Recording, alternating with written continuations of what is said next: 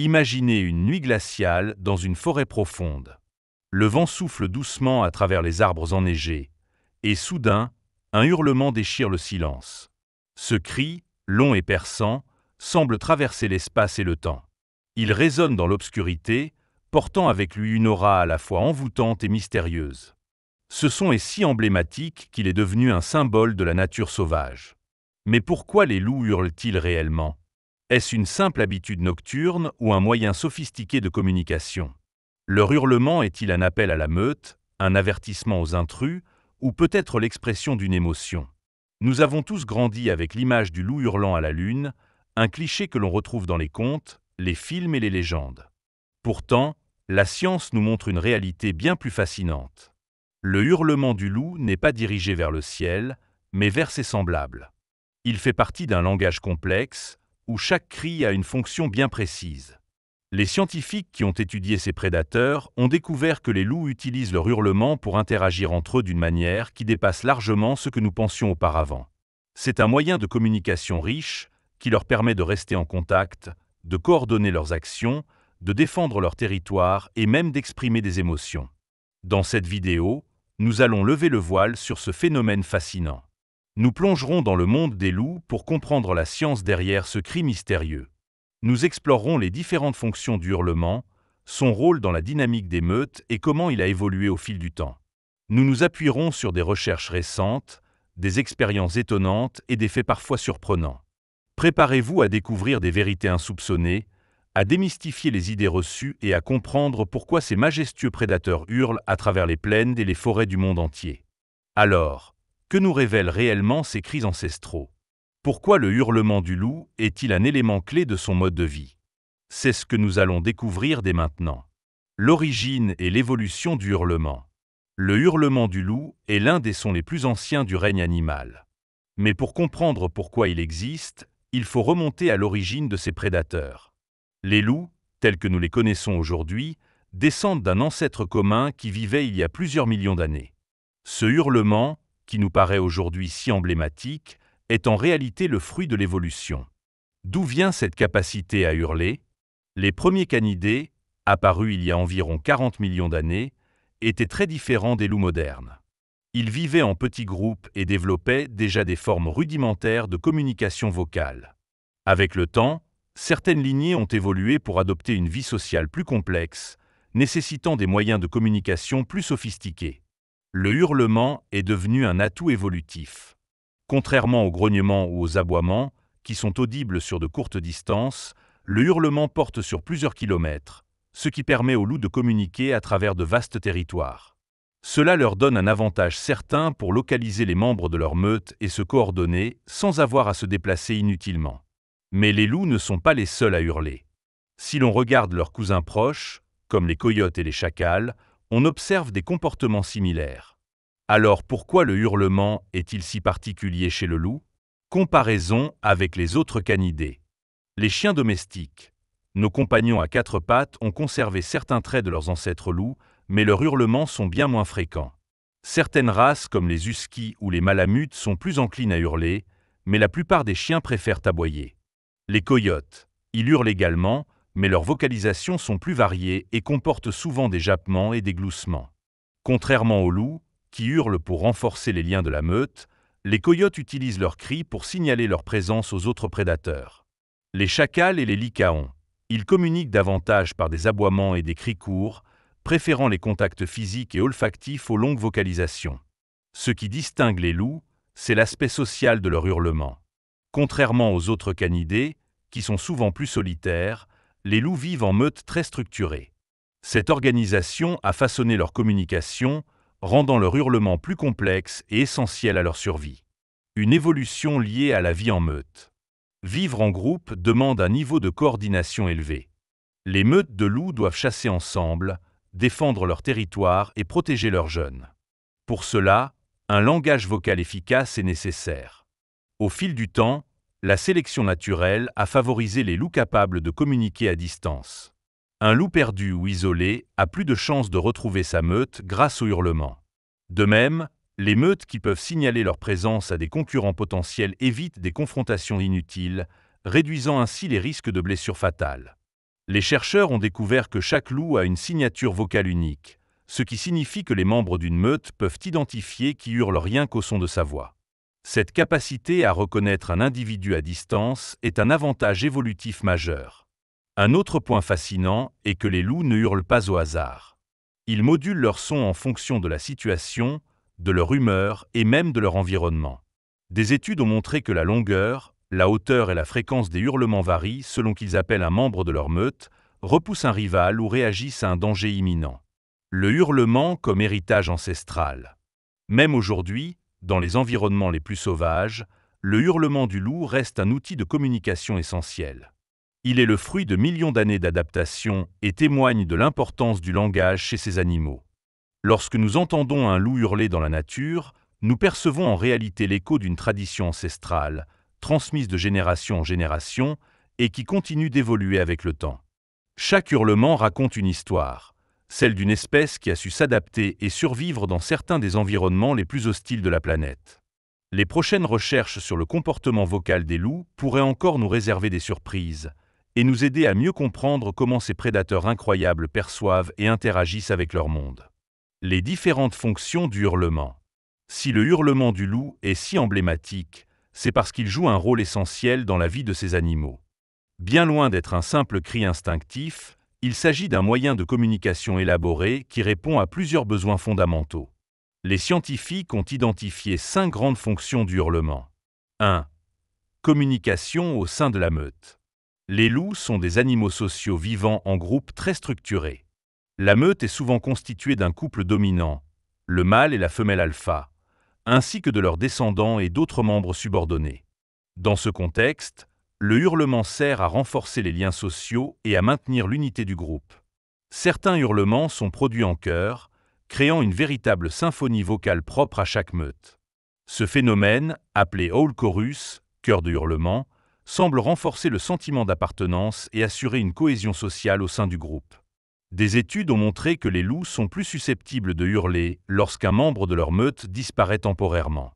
Cela suggère que le hurlement est une forme d'attachement social, un peu comme lorsque nous appelons un ami pour vérifier s'il va bien. 2. Délimitation du territoire. L'une des fonctions les plus importantes du hurlement est l'affirmation du territoire. Un hurlement peut porter à plusieurs kilomètres, signalant ainsi la présence d'une meute dans une région donnée. Cela permet d'éviter des confrontations inutiles avec d'autres meutes. En entendant un hurlement étranger, une meute peut décider d'éviter l'intrusion et de chercher un autre chemin. Moins il y a de conflits directs, plus les chances de survie sont élevées. Les loups utilisent souvent des hurlements collectifs pour donner l'impression qu'ils sont plus nombreux qu'en réalité. Cette illusion acoustique est une stratégie de dissuasion efficace contre des meutes rivales ou d'autres prédateurs comme les ours. 3. L'appel des membres éloignés. Un loup isolé peut utiliser son hurlement pour tenter de retrouver sa meute. Cette fonction est cruciale lorsque les loups doivent se séparer temporairement, par exemple lors de la chasse ou d'une exploration du territoire. Des expériences ont montré que les loups répondent différemment selon l'individu qui hurle. Si c'est un membre proche de la meute, ils répondront presque immédiatement.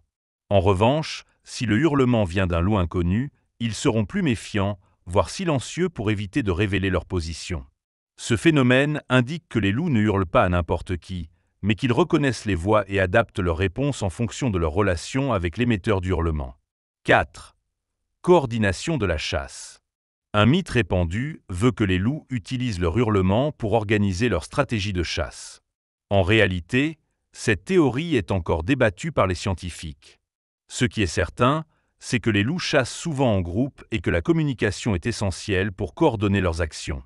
Toutefois, les hurlements ne semblent pas être utilisés directement pour guider une chasse en cours, car cela pourrait alerter les proies. En revanche, il arrive que les loups hurlent avant une chasse, probablement pour rassembler la meute et synchroniser leurs déplacements. Ils peuvent également hurler après une réussite, comme une sorte de signal de victoire. 5. Expression des émotions. Les loups sont des animaux sensibles, capables d'éprouver une large gamme d'émotions. Le hurlement peut être une manifestation émotionnelle, exprimant la joie, la peur ou même la détresse. Par exemple, lorsqu'un loup est blessé ou en danger, il peut pousser un hurlement prolongé pour attirer l'attention de sa meute et obtenir de l'aide. De même, des observations ont montré que les loups peuvent hurler après la perte d'un compagnon, ce qui suggère une forme de deuil. À l'inverse, lors des retrouvailles après une longue séparation, les hurlements peuvent exprimer une forme d'excitation ou de soulagement. Un langage riche et complexe. Le hurlement du loup n'est pas un simple cri. Il constitue une véritable langue animale avec des variations en fonction du contexte et de l'individu. Les chercheurs ont découvert que chaque loup a une signature vocale unique, permettant aux membres d'une meute de reconnaître précisément qui est en train de hurler. Les variations de ton et de durée peuvent aussi transmettre des messages subtils. Un hurlement long et grave peut signifier une alerte sérieuse, tandis qu'un hurlement plus court et modulé peut indiquer une simple communication entre membres. Des études ont montré que les loups adaptent aussi leur hurlement en fonction de leur environnement. Dans les forêts denses, où le son se propage différemment, ils modifient la fréquence et la longueur de leur hurlement pour optimiser la transmission du message. Les caractéristiques du hurlement. Nous avons vu que le hurlement du loup joue un rôle essentiel dans la communication et la survie de la meute. Mais qu'est-ce qui rend ce cri si spécial? Pourquoi porte-t-il aussi loin? Pourquoi certains hurlements sont-ils plus longs ou plus aigus que d'autres? Les chercheurs ont découvert que le hurlement du loup possède des caractéristiques acoustiques uniques qui varient selon plusieurs facteurs: la situation, l'individu, l'environnement et même l'émotion du loup. Voyons cela de plus près. 1. Fréquence et intensité, des sons optimisés pour la distance. Le hurlement du loup est un son grave et puissant, capable de traverser de longues distances. Il est généralement situé entre 150 et 900 Hz, une plage de fréquence qui favorise la propagation du son dans l'air. Pourquoi cette plage de fréquence est-elle importante? Les sons graves voyagent plus loin que les sons aigus, car ils sont moins absorbés par l'environnement. Un hurlement à fréquence stable évite la dispersion sonore et reste compréhensible même à plusieurs kilomètres. Certains loups modulent volontairement leur voix pour éviter les interférences avec les bruits ambiants, vent, pluie, autres animaux. Dans des environnements ouverts comme la toundra ou la steppe, les hurlements peuvent être entendus jusqu'à 10 km. En forêt dense, la portée est plus limitée, mais le loup adapte naturellement son cri pour maximiser son efficacité. 2. Durée et modulation. Chaque hurlement raconte une histoire. Un hurlement de loup peut durer entre 1,5 et 11 secondes, avec une moyenne autour de 5 secondes. Mais ce n'est pas un simple cri monotone. Certains hurlements sont longs et soutenus, utilisés pour signaler la présence d'une meute. D'autres sont courts et fragmentés, servant à attirer l'attention d'un membre spécifique. Certains loups ajoutent des inflexions ou des trémolos, ce qui permet de moduler le message. Il existe même des différences entre les sexes. Les loups mâles ont tendance à produire des hurlements plus graves et plus longs, tandis que les femelles émettent des cris légèrement plus courts et plus aigus. Les jeunes loups, eux, apprennent à hurler progressivement. Leurs premiers essais ressemblent souvent à des jappements aigus et irréguliers avant de devenir plus fluides à mesure qu'ils grandissent. 3. Signature vocale. Chaque loup a une voix unique. Un aspect fascinant des hurlements est qu'ils ne sont pas génériques. Chaque loup a sa propre empreinte vocale. Des études acoustiques ont montré que les membres d'une meute sont capables de reconnaître instantanément un hurlement et d'identifier l'individu qui l'émet. Comment est-ce possible? Chaque hurlement possède une combinaison unique de fréquence dominante, plus ou moins grave, aiguë, vibration spécifique, plus ou moins tremblante, harmoniques secondaires qui enrichissent le son. Grâce à ces paramètres, un loup peut immédiatement savoir si le hurlement vient d'un membre de sa famille, d'un rival ou d'un étranger. 4. Réaction et interaction. Comment répondent les loups? Les loups ne répondent pas à tous les hurlements de la même manière. Une étude menée en captivité a révélé des comportements étonnants. Si un loup dominant hurle, la meute répond rapidement, souvent en chœur. Si un loup subordonné hurle, la réponse est plus aléatoire. Certains loups l'ignorent, d'autres répondent timidement. Si un hurlement inconnu est entendu, la meute peut soit rester silencieuse pour éviter d'être détectée, soit riposter bruyamment pour intimider un éventuel intrus. Les scientifiques ont aussi observé que les loups hurlent plus souvent lorsqu'ils sont proches de membres qu'ils aiment, ce qui suggère une forme d'attachement émotionnel. 5. Influence de l'environnement. Le hurlement est-il universel? Les loups vivent dans des environnements très variés, forêts, montagnes, toundra, désert, et cela influence leur manière de hurler. En forêt dense, les hurlements sont généralement plus courts et plus modulés pour éviter l'écho. Dans la toundra ou la steppe, les hurlements sont plus longs et plus graves pour porter sur plusieurs kilomètres. En captivité, les loups hurlent différemment, car ils n'ont pas besoin de défendre un territoire ou de retrouver leurs compagnons perdus. Il existe aussi des variations régionales. Certaines sous-espèces de loups, comme le loup arctique, ont des hurlements légèrement différents de ceux des loups d'Europe ou d'Amérique du Nord. Les caractéristiques du hurlement. Le hurlement du loup est un cri fascinant, à la fois puissant et mélodieux, conçu pour voyager sur de longues distances. Mais qu'est-ce qui rend ce son si unique? Pourquoi certains hurlements sont-ils plus longs ou plus aigus que d'autres? Les chercheurs ont découvert que le hurlement du loup possède des caractéristiques acoustiques précises, adaptées à différents contextes. Ces caractéristiques varient en fonction de plusieurs facteurs: la situation, l'individu, l'environnement et même l'émotion du loup. Voyons cela en détail. 1. Fréquence et intensité, un son optimisé pour la distance. Le hurlement du loup se situe entre 150 et 900 Hz, une plage de fréquence idéale pour voyager loin sans être absorbé par l'environnement. Pourquoi ce choix naturel? Les sons graves portent plus loin que les sons aigus. Un hurlement stable évite la dispersion et reste compréhensible même sur plusieurs kilomètres. Les loups modulent leur voix pour compenser les bruits ambiants, vent, pluie, autres animaux. Dans des environnements ouverts comme la toundra, un hurlement peut porter jusqu'à 10 km. En forêt dense, le son voyage moins loin, mais le loup adapte sa voix pour maximiser son impact. 2. Durée et modulation, un langage varié. Un hurlement de loup dure entre 1,5 et 11 secondes, mais ce n'est pas un son monotone. Les hurlements longs et soutenus signalent la présence d'une meute. Les cris courts et modulés attirent l'attention d'un membre spécifique. Certains loups ajoutent des trémolos, modifiant légèrement leur message. Des études ont montré que les loups mâles hurlent plus gravement et plus longtemps, tandis que les femelles produisent des cris plus courts et plus aigus. Les jeunes loups, eux, apprennent progressivement à hurler. Leurs premiers essais ressemblent à des jappements aigus avant de devenir plus fluides avec le temps. 3. Signature vocale. Chaque loup a une voix unique. Un fait fascinant. Chaque loup possède sa propre empreinte vocale, un peu comme une signature sonore. Des études acoustiques ont révélé que les membres d'une meute sont capables de reconnaître instantanément qui est en train de hurler. Comment est-ce possible? Chaque hurlement possède des caractéristiques uniques. Une fréquence dominante plus ou moins grave. Des vibrations spécifiques, plus ou moins tremblantes. Des harmoniques secondaires qui enrichissent le son. Grâce à ces éléments, un loup peut immédiatement savoir si le hurlement vient d'un membre de sa famille, d'un rival ou d'un étranger. 4. Réaction et interaction. Comment les loups répondent-ils aux hurlements?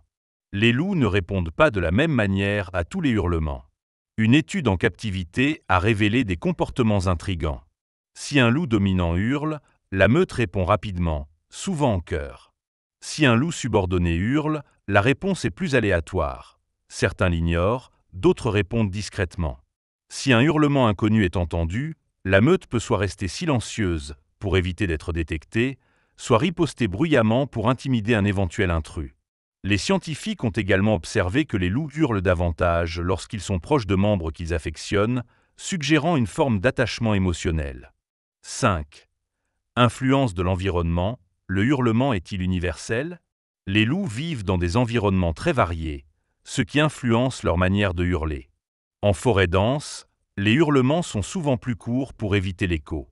Dans la toundra, ils sont plus longs et graves pour porter sur de grandes distances. En captivité, les loups hurlent moins souvent, car ils n'ont pas besoin de défendre un territoire ou de retrouver des compagnons. Il existe aussi des variations régionales. Certaines sous-espèces de loups, comme le loup arctique, ont des hurlements légèrement différents de ceux des loups d'Amérique du Nord ou d'Europe. Les mythes et fausses croyances. Le hurlement du loup est entouré de nombreuses légendes et idées reçues. Depuis des siècles, cet animal fascine et effraie à la fois, ce qui a conduit à l'émergence de mythes persistants. Mais que dit réellement la science sur ces croyances? Décryptons les 3 grands mythes liés au hurlement des loups. 1. Les loups hurlent à la lune. L'image du loup hurlant à la pleine lune est l'un des clichés les plus répandus. On la retrouve dans de nombreux films, livres et peintures. Mais est-ce vrai? Non. Les loups hurlent à n'importe quel moment du cycle lunaire, que la lune soit pleine, en croissant ou invisible dans le ciel. Ce mythe est probablement né du fait que les loups sont plus actifs la nuit, ce qui coïncide avec la visibilité de la lune. Lorsqu'ils hurlent, ils tendent la tête vers le ciel, ce qui donne l'illusion qu'ils s'adressent à l'astre nocturne. Certaines nuits de pleine lune sont plus lumineuses, rendant les loups plus visibles lorsqu'ils hurlent. En réalité, la lune n'a aucun effet direct sur les hurlements des loups. Ils hurlent pour communiquer, pas pour vénérer un astre céleste. 2. Les loups hurlent uniquement la nuit. Autre idée reçue, les loups ne hurlent que lorsqu'il fait nuit. Faux. Les loups hurlent aussi bien de jour que de nuit. Toutefois, ils sont généralement plus vocaux au crépuscule et à l'aube. Pourquoi ? Ce sont des moments stratégiques pour organiser leurs déplacements et leurs chasses. L'activité humaine étant plus faible la nuit, ils évitent ainsi les interactions avec les humains. Le calme nocturne favorise la propagation du son, permettant aux hurlements de porter plus loin. Mais en pleine nature, il n'est pas rare d'entendre des hurlements en plein jour, surtout si un loup isolé cherche sa meute ou si un danger approche. 3. Les hurlements annoncent une attaque imminente. De nombreuses histoires suggèrent que les loups hurlent avant d'attaquer, notamment les humains. En réalité, ce mythe est totalement infondé.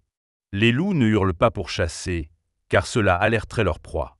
Lorsqu'ils traquent une cible, ils sont silencieux et utilisent plutôt des signaux visuels et corporels pour coordonner leurs mouvements.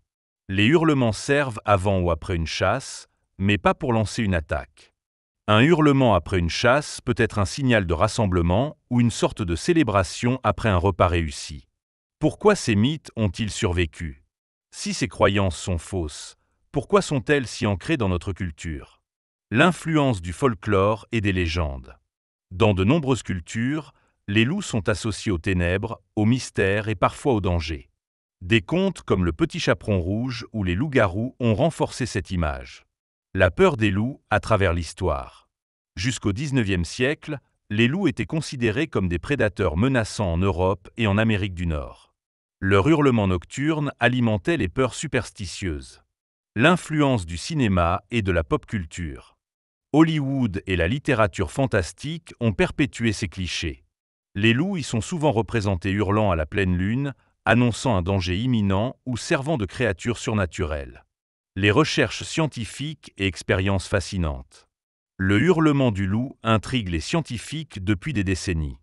Comment ces animaux utilisent-ils ce moyen de communication ? Peut-on décrypter leur langage ?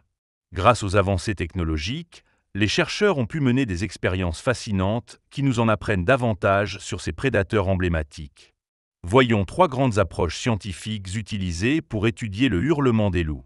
1. Les enregistrements et l'analyse acoustique. L'une des méthodes les plus courantes pour étudier les hurlements est l'enregistrement et l'analyse des sons. Les scientifiques utilisent des microphones ultrasensibles placés dans la nature ou dans des réserves pour capter les hurlements des loups. Grâce à des logiciels spécialisés, ils analysent les fréquences, la durée et les variations de ces cris. Ce que ces études ont révélé. Chaque loup a une signature vocale unique qui permet de l'identifier. Les hurlements sont modulés en fonction de l'émotion et de la situation. Certains loups synchronisent leurs hurlements pour donner l'impression qu'ils sont plus nombreux. Une étude menée dans le parc national de Yellowstone a montré que les loups modifient leurs hurlements en fonction de leur interlocuteur. Un loup dominant reçoit plus de réponses qu'un loup subordonné, preuve que la hiérarchie joue un rôle dans la communication. 2. Les expériences de réponse aux hurlements. Pour mieux comprendre la communication des loups, des chercheurs ont réalisé des expériences de diffusion de hurlements enregistrés. L'idée ? Jouer des enregistrements de hurlements et observer comment les loups réagissent. Exemple marquant. Lorsque les chercheurs diffusent le hurlement d'un loup inconnu, la meute réagit souvent en hurlant en chœur pour défendre son territoire. Si le hurlement imite un membre de la meute, les loups répondent de manière plus douce et apaisante. Certains loups, en revanche, ne répondent pas du tout, préférant rester silencieux pour éviter un potentiel danger. Ces expériences ont confirmé que les loups savent reconnaître les voix et adapter leurs réponses en fonction de la situation. 3. Les études en captivité vs en milieu sauvage. Les scientifiques ont aussi comparé le comportement des loups en captivité et à l'état sauvage.